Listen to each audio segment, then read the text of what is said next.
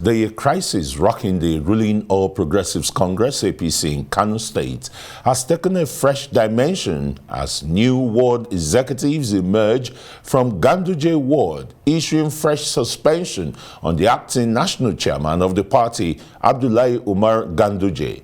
The new group from Ganduje ward, Dawakin Tofa local government area of the state, claimed to be the legitimate ward executives legally and validly elected on 31st July 2021. Addressing newsmen in Kano, the secretary of Ganduje ward, Jafar Adamu Ganduje, who spoke on behalf of 11 other executive members, explained that the suspension of the national chairman is necessitated on allegation of anti-party activities exhibited by him, which led to division and failure of the party during the last election. As a legitimate ward executive members of our great party APC in Ganduje ward, who were elected on 31 July 2021, those impersonating us shall stop, or we will take a legal action against them as a result of complaint from APC members in our community who accuse Dr. Abdullahi Umar Ganduje of the following offense. Number 1, anti-party activities. Number 2, creating crisis in the party. And number 3, payment of party dues. We wish to issue a suspension to Dr. Abdullahi Umar Ganduje as a member of the party. Okay, meanwhile, the faction of the All Progressives Congress APC in Ganduje ward in Dawakin Tofa local government area of Kano, loyal to Abdullahi Ganduje, has disowned the group that purportedly suspended the national chairman of the party. In a statement on Sunday, the faction loyal to the APC national chairman claimed that the leader of the other group is a member of the New Nigeria People's Party, who contested a councillorship seat in the state. To the best of our knowledge, I quote, as executive members of Ganduje ward of the APC, there was no new election of new leadership of our party. We remain the same executives of the ward. The statement reads, an end of quote. The statement was jointly signed by Ahmed Ganduje and Hussaini Jibrins, chairman and secretary of the Ganduje ward, respectively. The faction called on APC national leadership to facilitate the arrest of those parading themselves as ward leaders for impersonation and attempting to disrupt the party. And to the Ondo State capital now, where collation of results is ongoing in Akure, the Ondo State capital, in Saturday's APC governorship primary. The chairman of the 7-member committee for the conduct of the Ondo State All Progressives Congress governorship primary, Usman Ododo, had earlier declared the exercise inconclusive. The exercise, however, resumed on Sunday. The primaries held across 203 wards in the 18 local government areas of the state witnessed some disruptions in parts of the state. Fresh elections were held in some parts of Okitikpupa, where violence was reported on Saturday. And still staying in Ondo, some aggrieved members of the All Progressives Congress APC in Akure, the state capital, have protested the conduct and process of the party's primary across the state on April 20th, 2024. Supporters of aggrieved aspirants denounced the process, alleging widespread absence of election materials and calling for its immediate cancellation of the primary before the announcement of the results. The protesters, who gathered at the state party secretariat of the All Progressives Congress APC in Akure, alleged irregularities in the conduct of the ward primary across the 203 wards in the state. Most of the protesters are supporters of Olushola Oke, Jimmy Odimayo, and they carried different placards calling on the National Secretariat to remove the chairman of the committee and conduct a fresh election. People are protesting against their mandate that was stolen yesterday. It was a broad daylight robbery, a monumental disaster. APC sent some delegates here to conduct a primary election, Apparently that was never done. They remained in Akure here at a hotel and start writing results. They wrote the result of 203 words all across Ondo State, writing the mandate, taking the mandate of the people into their own hands.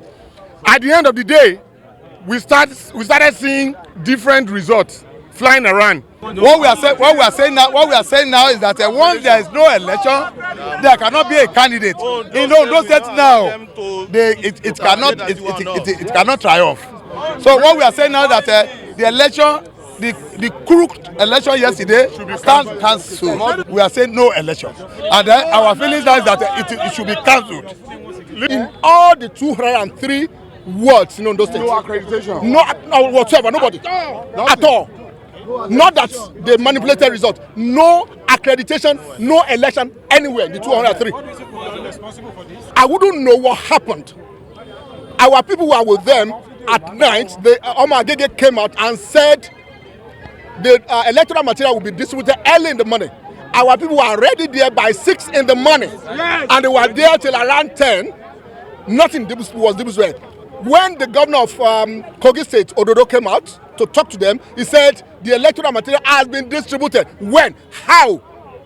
To who? To who? Dr. Sam Amadi, a Rise analyst and lawyer, is here to look at some of these developing stories, especially the difficulty of the ruling APC to conduct a free and smooth primary elections in 2 states now, Edo first and now Ondo, and of course what is gradually becoming the Ganduje gate, and the opposition is getting louder and louder. Sam Amadi, you want to start from the Ganduje gate? Another word school is saying, look, who are the authentic officials there? And the APC national chairman remained suspended. We're seeing a scenario too that, you know, led to the fall of Adam Oshiomhole as APC national chairman there. I think we have seen this, but again, this is actually much more intriguing because Adam lasted for some time before the conspiracy started, and it was first principled between him and somebody like Sanusi Lukman, who was probably disagreeing with him on seemingly principled issues about party governance. But this is Ganduje in his ward, barely a few months after being chairman. We've seen two now, you know, clear case of expulsion from the ward. I mean, we can disagree whether this is authentic or not authentic faction, but the fact that the chairman of the ruling party at the early stage of his tenure is facing just from home is really. Some people argue that it shows probably he didn't have good political capital. And this is an 8 years governor. He just stepped out, not up to a year. He left. And he's been enveloped in all of this hullabaloo. Exactly. So one would expect that he would probably have a stronghold on his constituency, immediate constituency. Again, some people say this might be engineered by the state government that also has issues. You know, NNPP is now the government in power. There was real effort to oust the governor from power. Now NNPP is a different party entirely. So the argument of Ganji's people is that the governor is the one sponsoring this. Again, so they are caught up in this conspiracy. These are APC members. If they are impostors, as is being alleged, then the police should come in. That's again, you know, the very inelastic and very unknown amorphous nature of politics. Some people are in APC in Nigeria. Some are PDP. They do election. They lose. Now they say the guy around for councillor. Councillor is like nondescript. Everybody just so you don't know who is APC, who is NNPP. But the key point is that this is a testing time for Ganduje, and his mannerism doesn't show. He said, for example, the printer shows me I'm in control. So if and this is a danger. Once the court now pronounced, a court has said it's suspended, and that court says, if you get to court of appeal and they restate the validity of one of the factions, there's going to be trouble for him. But there'll be trouble for the party too, don't you think so? Of course. I mean, if they have to deal with the president who is now suspended or who is not, he has no basis to be the chairman, and they're going to get into another fight over replacement. I mean, at this point, would there be room for replacement? Well, if it's removed, the party can bring an interim or acting the deputy national president. What happens to the primaries then? what the premise has conducted, he was valid until when he's no longer valid. So, for example, the premise has been trouble with the ones going on right now. But if you look at the point, is look, it speaks to fundamental flaw in the nature of these parties, that something as basic as being a chairman of a ruling party for some time is now contested, is now uncertain, it could lead to major legal defects in procedures that follow from it. But again, it's not just about APC. We saw that with PDP. We saw what's going on with the Labour Party even right now. I mean, with Abure and the rest of the stories. So we are back to the fact that the political parties are probably wasn't the way before this republic. You know, as we have more and more elections, you expect, you know, better, that the democratic character kind of gets better, institutionalized, strengthened, and the key institutions here, the electoral system, the party system, get worse. And that brings us to, oh no, like you will see that we are still dealing with very, very elementary issues. And so when we say this is a maturing democracy, and that's the point, people argue that we should have some patience, that we are learning curve. But it looks like the learning curve is stunted. We learn and we get back to primary one, and we're still making basic mistakes. So is the democracy, are we learning? Are we on a learning curve, or are we, you know, climbing down from the curve? You're taking the sail, you know, of my, you know, wind, or the wind of my sail. Party primaries. Look at the hula baloo, the brigandage in Ondo State. Party primary. The conduct is always very fierce, violent, marred by protest, disagreements, and the rest. Why is ours like that in this climate? Senegal just had an election, rancor-free, from prison to presidency. I mean, the good question. First thing is, our elections, whether it's primary or the main election, have limited legal procedure. Now, if you ask APC the process for primary, they will tell you that the constitution says delegates. But they never tell you that the constitution says the delegate list should be out, let's say, 1 week process. So what we are seeing now is too transactional. First, why do you have to get governors chair electoral commission, electoral primaries every time one governor? The idea of governors, you know, leading this to whether APC or PDP, suggests some big deal making, because this is what the party officials. If you have a system that is defined, okay, let's borrow from the US, for example. Primaries run. Everybody knows if it's going to be Iowa, you know what Iowa method will be. You know where the votes will happen. You know who will be caucus goers and who will be going for primary. They are already known. Now, our own is unknown. Look at the complaint. Voting material have distributed, not distributed. Who's the delegate? There's no delegate accreditation of delegate. But by now, since the party adopted an indirect means, it means that the indirect means you have built delegates. They should be known, published. So I blame two people. First, INEC. The INEC parties, look, the law has given INEC the power to regulate. And what that regulation means, that INEC should stipulate rules. I've been saying before. Rules as to, for example, a rule can say, before any primary is held, the party must publish the members of the party who are delegates. Isn't it the internal affairs of parties? No, it's what not. has INEC, that's the mistake we're making. The internal affair of a party is the choice of who they want to make. The process by which they get there is regulated. That's why, if you say, for example, that INEC is a regulator of elections and parties, INEC registered parties, INEC certify their candidates when they bring to INEC. The law says you must give INEC notice of those. INEC has the rule-making power to make rules and say each party can choose how to determine their delegates. But once you choose those delegates, they have to publish.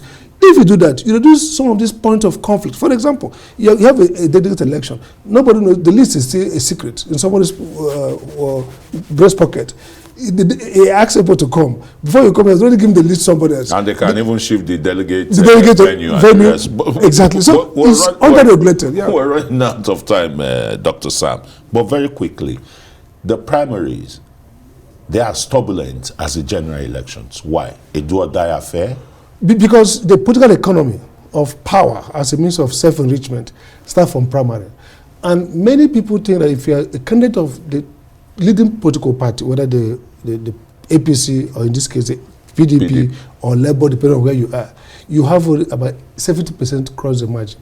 So the fight, in fact, some people say, give me the primary, just give me the tickets. The tickets. Because there's no competition. Yeah. The people don't count. The structure to deliver is there. So everybody, you even spend more to get the ticket of APC in Ondo, for example, where it is a sitting government, where the infrastructure with INEC, police, everything is keyed in to deliver you. So until elections become competitive, and until the structure of elections are free and fair, not manipulable, then you're going to see so much fight over primary. Because if it's not so, people can take independent candidates, they can take small parties and win you. So I think the political economy makes primary a do or die. Until we change that, create fair and fair procedures, make it difficult to manipulate, and make it difficult for incumbents to win if they're not popular. Then you will see, we'll get this brigandage, like I said, around this kind of hula baloo, like you said. Thank you so very much, Dr. Sam Amadi, a Rise analyst. Yes, we want a society that will be just and fair. Absolutely. And, you know, regulated with institutions working. Thank you very much once again.